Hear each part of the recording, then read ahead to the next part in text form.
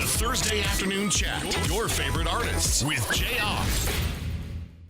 All right, ladies and gentlemen, boys and girls, will you please put your hands together unless you're driving or riding a bike. For a first timer for me is Riley Clemmons. Welcome. Hello, how are you? Doing well. Good. It's the song, we've been playing the song Broken Prayers for a while, and sometimes when you add new music, there's a chance this song's going to come up and we may never hear it again. Yeah. And Broken Prayers has stayed, I think, Wow. I don't know if it's a testing thing or it's just a really good song. So we are desperate a lot of times, I think, in the AC faith-based format. But I mean, it's my boss says this a lot. He's like, the faith-based format's kind of, it's tough because a lot of the songs are very introspective. You're talking about God, you're talking about your faith. So sometimes we're lacking the double, you know, the what's it called? The double two beats. You know what I'm saying? Like Yeah. I got you. type feel. And The so 808. Yes. Mm-hmm. And you have provided that for us. So, Well, thank you. Thank It's you. my pleasure. Thank you. I've never actually, since this is the first time, I've never actually talked about Broken Prayers. So let's just go into it now. Yeah, sure. And I know you've told the story probably 1,000 times, but you know, where did it come from, and what's DNA of Broken Prayers? I remember so vividly, it's etched in my mind. I was beginning the writing process for my album, my first project that I would ever put out. I had put out no music ever before. And I had written so many songs, just songs and songs and songs, but none of them felt like the leading song. And I remember I had felt so called to create music and so called to spread truth through music, but the song wasn't there. And so I had this moment where I was like, okay, God, if this is where you want me, where is the song? You know, where is it? I can't find it. And I was so frustrated. And I remember I had a journal of just these broken thoughts and all these frustrations and the ugly stuff that people don't want to talk about because it's not fun. But I took that to the studio, and I remember I can't write a happy song. I just can't do it today.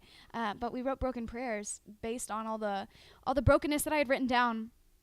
But it was special because beautiful things can come from broken things. Yeah.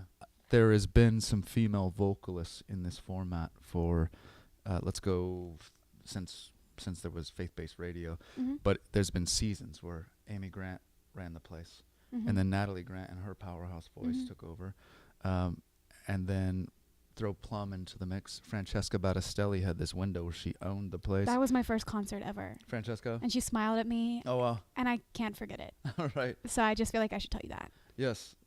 That's cool, because that sets this up, because now it's a Lauren Daigle world. And yeah, so of those, which one in 30 years will we be talking about? I mean, if it's not you, will we be talking about as the queen when it comes to female vocalists in this format? That's a big question, and if any of them here, because I'm friends with a lot of these people, mind you. Throw in the classic line, I love them all. I love them all, Yeah, but you know, I think different qualities of their voices stick out and are amazing, and I think that's why each have had so much love. It's because they're so unique and they're all so beautiful.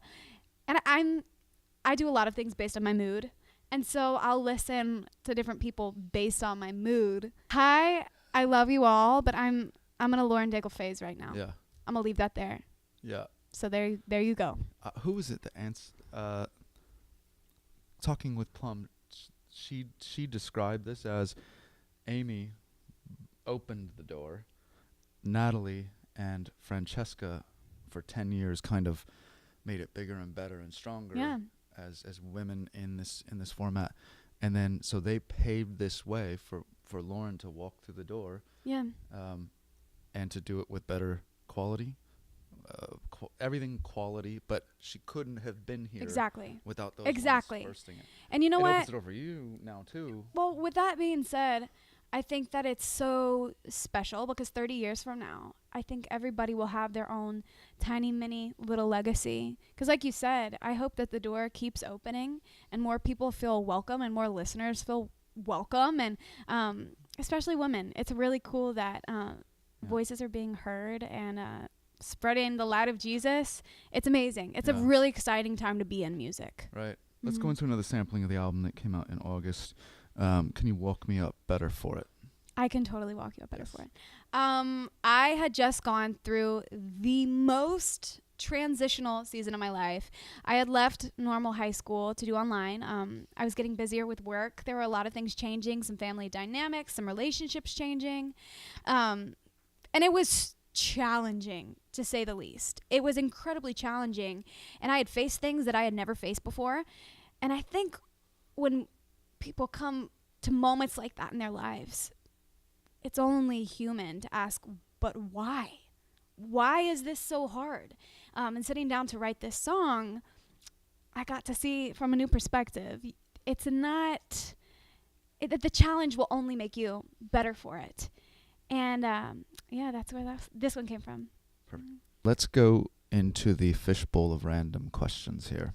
What is one of your anti-pet peeves? Not things that bother you, but things you can't get enough of that people do.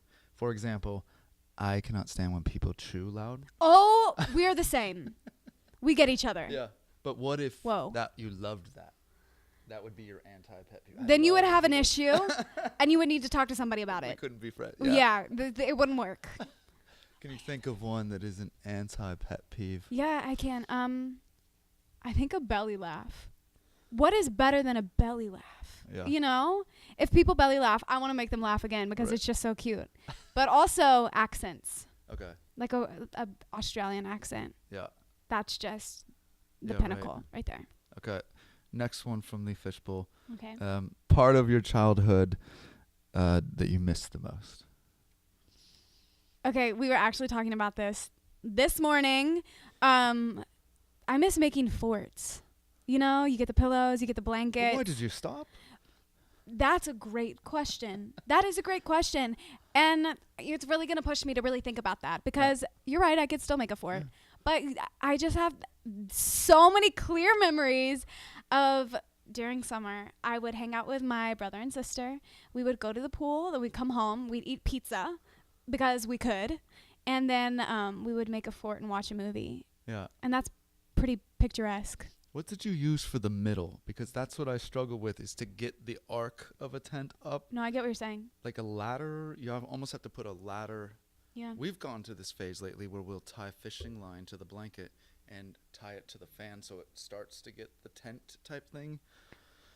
It doesn't always work. No, that's cool. Yeah. I like that. But to answer your question, pro tip, if you have, I remember in my house we had this very tall cabinet. And you would open it up, that's where the TV was. And so if you opened the door, it was tall enough to be the top of the fort, and then we would use pillows to tie it down. All right, let me give you one idea then on this. Okay. Because with young children, forts was a cheap way to fill a Saturday afternoon. It's true. So one day we went to Home Depot, and they sell giant moving boxes. Yeah. Not as big as a refrigerator box, but big boxes. Yeah. So for 20, say a movie with 3 kids is about $30-$40 to take them to the movie. So instead I went, let's go to Home Depot, and I spent about $30 and bought 30 giant boxes, and we brought them home. And if you put them together, don't close them, but you line them up one by one, you've got tunnels, and then you can do a great room like that. So it was and the kids still talk about it almost like more than going to Disney World or something. Brilliant. I remember that day. Brilliant. We tunneled through. So that's cool. Saying, if you get back into it, all right. Hopefully I've inspired you. Honestly, yeah. It really pushes your mind and makes you creative. I stand by that. Yep. Yeah. I might return to my old ways. There you go. I will be somewhere in the country as almost like a proud father if you do.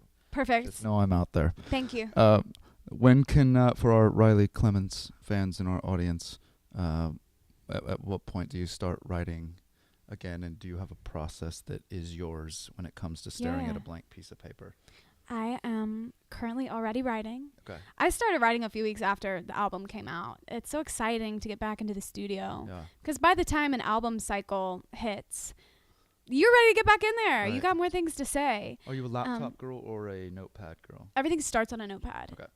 I'm sorry. Let me correct myself. Unless I'll be driving and then an idea will hit. And of course, you have to pull over because safety first. Yes. But I'll just jot it in my notes, and then normally get a piece of paper, write it down, sketch around it, what have you. But I like pen and paper. Okay. But I use laptop too. Yeah. I can go back and forth. I'm old school too. Yeah. Yeah, that's good. I'm holding a pencil. I love that. Yeah, I thank you. really do. Yeah. But the writing process, I forgot the question because it was such a good question. I think I forgot it as well. No, it's all good. The writing process though, normally co-writes. I love Okay. co-writes. It's cool to collaborate, and there's so many talented writers and producers in Nashville that I've had the opportunity to work with, so it's been fun. Great first opportunity to have you in. Oh yeah, thank you. And again, everybody can find it's self-titled, so just type in Riley Clemmons and you'll find the first album. She'll be there. Appreciate the time. Thank you so much. The Thursday Afternoon Chat. Your favorite artists with Jayar.